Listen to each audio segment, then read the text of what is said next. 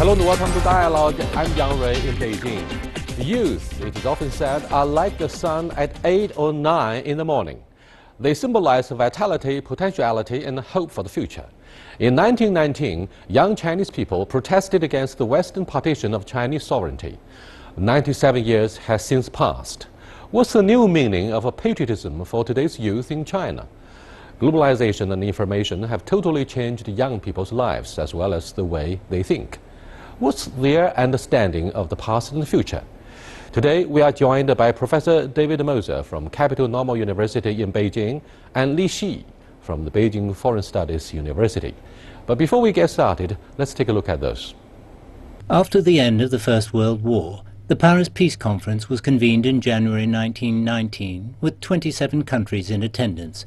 China sent a delegation to the conference as one of the victors, but its demands for self-determination were ignored by the Allies, and the illegal privilege of Germany in China's Shandong province was transferred to Japan. The outcome caused significant resentment in China and touched off the May 4th movement. On the afternoon of May 4th, 1919, 3,000 students from Peking University and other schools gathered at Tiananmen Square and held a demonstration. They voiced their anger towards the Allies' betrayal of China and the government's inability to secure China's interests. The anti-imperialistic and patriotic demonstrations soon spread nationwide, with workers in more than 100 cities taking part. Under intense public pressure, the Chinese delegation in Paris refused to sign the Treaty of Versailles, and the Northern Warlords government of China dismissed 3 officials who supported the Japanese position. The May 4th movement had won an initial victory and marked the beginning of China's new democratic revolution. To preserve and develop the spirit of democracy and patriotism of the May 4th movement, the State Council of China formally declared May 4th as National Youth Day in 1949. Activities take place all over the country on this day each year in celebration. Welcome to Dialogue. Well, National Youth Day, which falls on Wednesday, May the 4th this year, is a commemoration unique to the country that historians argue celebrate some of the things that form modern China. How can celebrating Youth Day in China today help to inform young people of the present-day country like China during the period of transformation? 100 years ago, while the movement was happened, China was experiencing big change and big social turmoil. And nowadays, when we look at China, we also go through an important period of social transition. There are different social phenomena. As young people, we still need to accept new ideas from outside China and still need to learn to communicate with the West, but in a very different context. So I think to mention and celebrate this date has a realistic significance for young people today. Student demonstrations took place in the year 1919 against the backdrop of devastating treaty items, not quite in favor of a country like China. The students accused the then government in China of sacrificing our sovereignty. But many of those intellectual elites who participated and organized the student demonstrations actually studied in Europe or the United States. And they came back with advanced concepts on scientism and democracy. Therefore, we may have developed a very complex perception as to the role they played in forming what we call a modern China. I'd like to have your comments, David. Well, yeah, it was a very interesting time. It was a very time of great upheavals. And of course, their protest was against the Japanese, against the Treaty of Versailles. They felt that they had been given a raw deal by the nations with Wilson's 14 points, that sovereignty was supposed to be restored and they weren't. So this was a protest against foreigners, but it was also a protest against the government, because they thought the government was weak in the face of foreign aggression, especially the Japanese. And also, their whole approach of the May 4th movement of the intellectuals towards novelty or towards Western ideas was very much a one of existential crisis. The dynasty had collapsed, and China was being carved up by these foreign powers. And for the intellectuals of the time, it was a matter of survival of the country. They were it was a very patriotic organization. And there was what I personally, as an intellectual, like reading about the May 4th movement. It was a time of many different ideas, unimaginably different discussions going on about eradicating Confucianism, eradicating, of Chinese culture and adopting, foreign science and democracy. Right. And other people were saying, no, the problem is we have to find our roots, our Chinese roots, and reassess our Chinese and reassert our Chineseness, and so on and so forth. It's one of the most fascinating periods in Chinese history, partly because it was a matter of survival, but you had the youth actively engaged in trying to save the country. Li Xi and David, why is the May the 4th movement often compared to the Chinese version of the Renaissance or Enlightenment movement? Because that was a time that we see the enlightenment of democracy and science and all these modern ideas introduced into China in a way of big conflict, right? And still nowadays, we still talk about these basic principles to run a nation. And nowadays, China, in a very different context, the people still wants to see in a more democratic society, in a society that is more advanced in terms of science and technology and everything. And nowadays, people still criticize government, but in a very different perspective, because China has already established in the international arena, have our own say in the international affairs. However, people in these nations still criticize. Young people still have their scrutiny towards government because they think we need to have more social equality, social fairness. They want to have more transparent career ladder so that everybody would be able to compete on the equal footing. They still criticize that nowadays the resources has been over-concentrated or located in certain cities in China or within a certain group of people, right? So although we live in this new time and new age, but still there is still inequality existed in different degrees among different groups of people. And young people, they can receive this message. The criticism is a reflection on how China should develop better in this modern age. Yeah, can I add just something to that? I think it's interesting also to study the May 4th period for Chinese like you, for example, because that was a moment at which there was a crisis point. China knew that it had to adopt foreign ideas because they had fallen behind. There were literally entire scientific movements, inventions. And exactly, we were invaded by the Europeans and we were defeated by the Japanese Navy in 1895. Right. And so one after another, devastating and humiliating defeats we suffered. Right, and they saw that people started to reflect upon what went wrong with the Chinese political institutions. So they saw that some of the very things, for example, Chinese invented gunpowder, and yet gunpowder was being used against them in weapons of war that the Chinese never dreamed of developing. So what's interesting is that there was a moment at which China knew that it had to survive. It knew that it had to adopt foreign ideas. It had to reform its own system, which had become stale, sterile, and they had to deal with the roots of Confucianism to bring back wealth and power. They say 富强, yes, indeed, power. there is a ring of truth in what you said. Because after our devastating defeat by the Japanese Navy in the late 19th century, many Chinese who have a vision and ambitions went to Japan to study further and why they were able to achieve modernity and put forward the modernization. Japan is a country where elites successful engineered a departure from Asia, right? 脱亚入欧, they engineered a departure from Asia and they learned from Europe. They had learned to modernize. Industrialization there was a big success. So what I'm saying is that it's interesting to reflect back now that China in some sense has achieved that wealth and power that the May 4th movement was trying to look for, was striving for.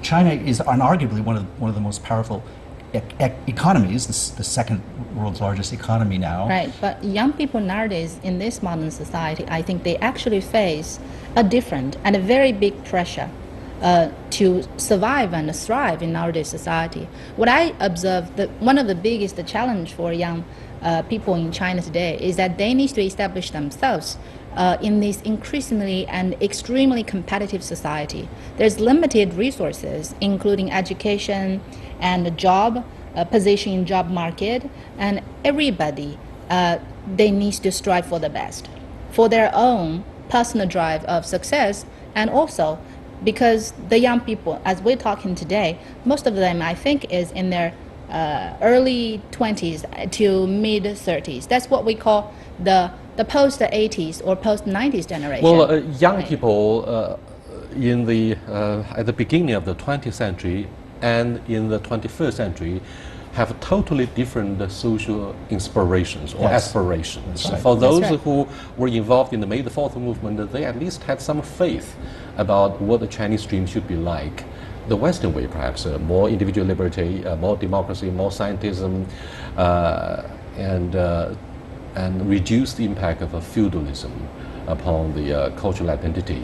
Therefore, ever since the May the 4th movement and the end of the last Qing dynasty, the Chinese have introduced a strong sense of anti-traditional radicalism. I mean, look at what happened during the Cultural Revolution. Look at particularly the impact of the new cultural movement that tried in vain to reestablish our own cultural identity, I'm afraid. David. Right, that's right. So China had to come to grips with its own past. One of the questions in the May 4th movement was, what do we do about Confucianism? Exactly, that's my next question. And the verdict of the May 4th movement was, we should get rid of it. It's the source of all our problems. It's patriarchal, it's hierarchical, it's anti-women. So, the May 4th movement was a movement where they threw off what they considered to be the feudal past. Now we're in an age where actually we're bringing back Confucianism. We're reevaluating. We've changed. We're revising Confucianism rather than just simply throwing it away. Well, so that's one example of modernity and tradition, where now that China's achieved part of its goals, they can go back to the tradition and try to find new meaning in it. If I can add to what David has said, I think Confucius' idea, 2,000 years later, is still applicable in nowadays society. I want to borrow the example from a recent movie, very successful one called Zootopia.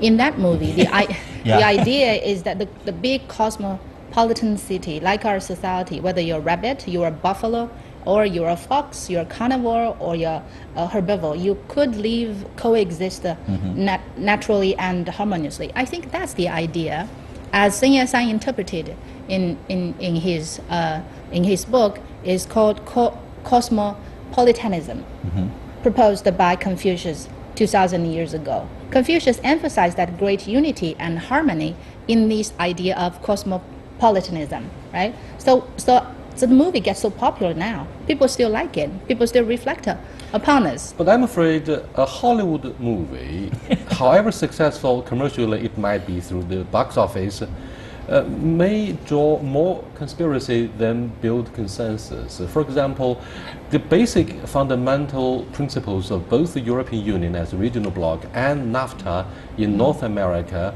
are actually based on the same, such as a common but differentiate. You have the idea of a melting pot based on the culture of immigration in the United States. In Europe, you have the Schengen Agreement and the single currency, despite the current setbacks on asylum-seeking issues.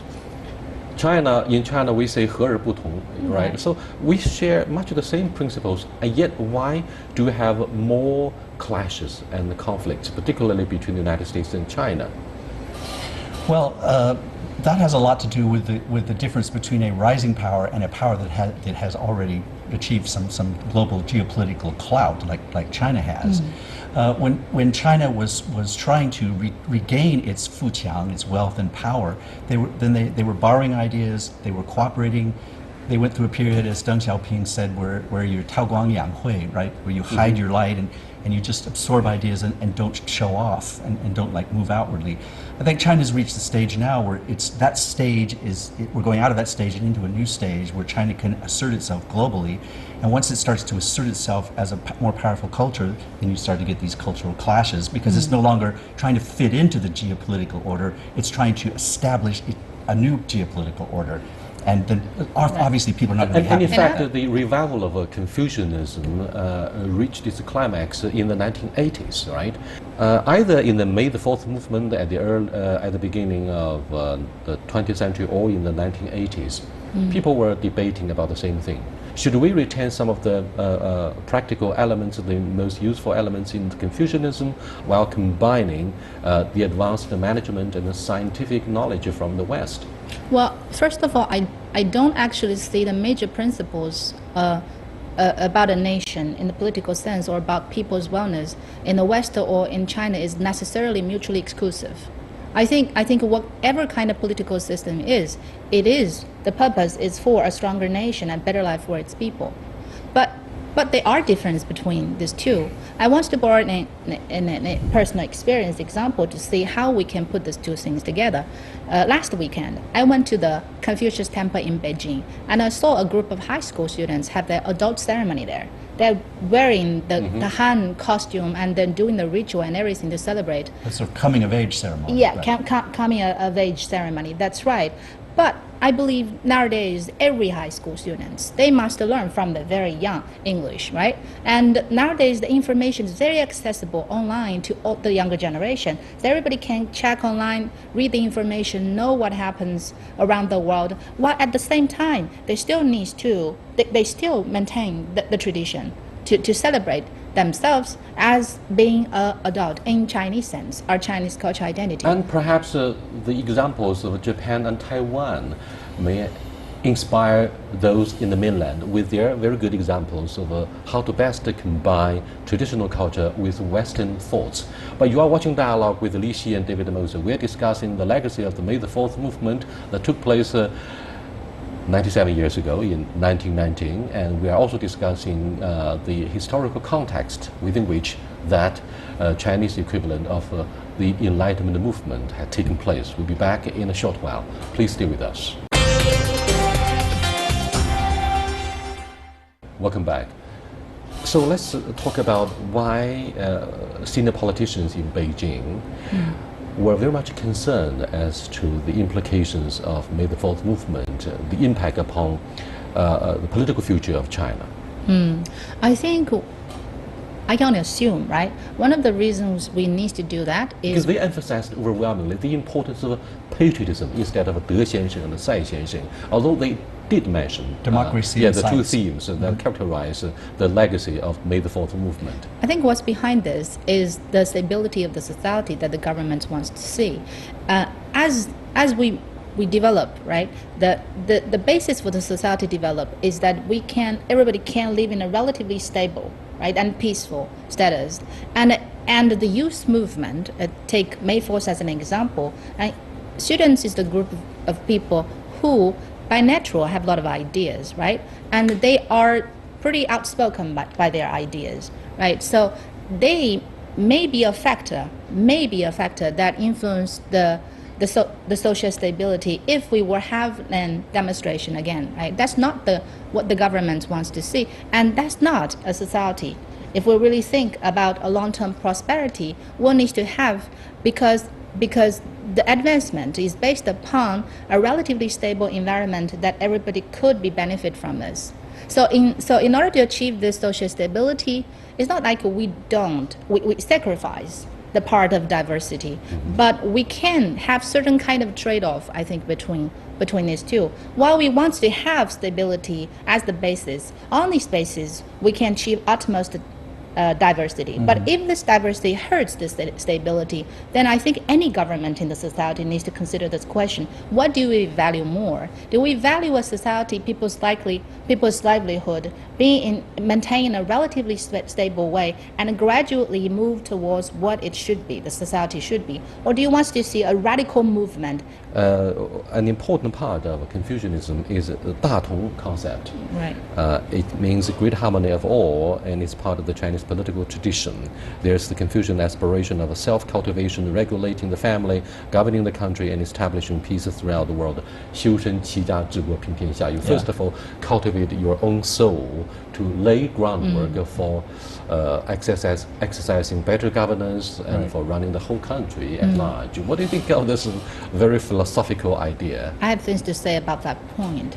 Well, as China, we all know that we have the tradition of collectivism and think for everybody, right? But actually in the modern development and now in the society, there is the phenomenon, as I may conclude, that there's a combination of utilitarianism and pragmatism and individualism combined together. Everybody's striving for their excellence pretty much on the individual base. But what Confucius mentioned in his idea is to call a citizenship of every person, not only achieve for his or her own personal success, but also devote as a member of the society. So nowadays in China, the criteria for success, to a large extent, if we look into the reality, is how famous, how rich this person is, right? How much money. So we worship those tycoons, very rich people. We think they are successful. But actually, the real essence in success and the best kind of society, like Confucius mentioned, is how much a person can pay, can return, can contribute to the society. For that, I think the example of this is like Bill Gates or Warren Buffett or Zach, the CEO of Facebook. I think they are the examples about nowadays young people. First of all, they achieve their personal value. They use the innovation, their own innovation, to create product that impact the world. But they donate all their fortune to charity, returning back to the society, and that creates more value. Today, when we look at the legacy of the May the 4th movement, when we are discussing values and value orientation of the younger generation, do you think we have anything to learn from the West in bringing the two sides together, in narrowing down the gap between the West and the East? I think nowadays young people in China really needs to learn to cultivate and improve the ability of being a more critical thinker, a more effective communicator, and especially problem solver in this global age, because they will be, and they are probably, some of them already, the representative of China's younger generation that would help promote China to go global. It's very, very important that they really need to know the ability of thinking, to being able to analyze the situation, come up with solution, and introduce China in an effective way to the West. Well, when we look at the image of young people in China, let me remind you of what Liang Qichao, one of the famous intellectuals in the May the 4th movement, what he said: when the youth are wise, society will be wise. If the youth are rich, society will be rich. If the youth are strong, society will be strong. And if the youth are independent, society will be independent, blah, blah, blah. Now, I think from today's perspective, what is more important, if not most important, about the image of young people is their spirit of innovation. And innovation has a lot to do with the way they get educated. In the United States, exactly. The curriculum and extracurriculum would serve to play a very important part in shaping the mind and heart of young people. What can we learn from the US and European countries in this area? Well, one of the things I think you can learn from the educational system there is that the education tends to encourage, as Professor Lee said, independence, independent thinking, critical thinking, and it also gives students and people who are learning the space and the creative space and the resources to actually develop their ideas. And that's something that, in fact, has not been for a long time the property of the Chinese educational system, and in the society at large, even for something like entrepreneurship, has not been rewarded here. It's very hard for a startup company or an entrepreneur to get money from a bank here, partly because it's how the banks are propping up the state-owned enterprises. They can't get the funds, and the educational system doesn't reward and even encourage originality. And I think that's one thing that China needs right now, and the only way you can do that is by not only giving them the space to do that, but also giving them the support and financial support that they need. What do you think of the Chinese culture and its impact upon innovation? In terms of innovation and creativity, I think Chinese people, I think as a nation, we have a lot of creativity and innovation, right? I think what we want to see is that our society would be able to support, would have the atmosphere to cultivate, to help to protect and develop that innovation.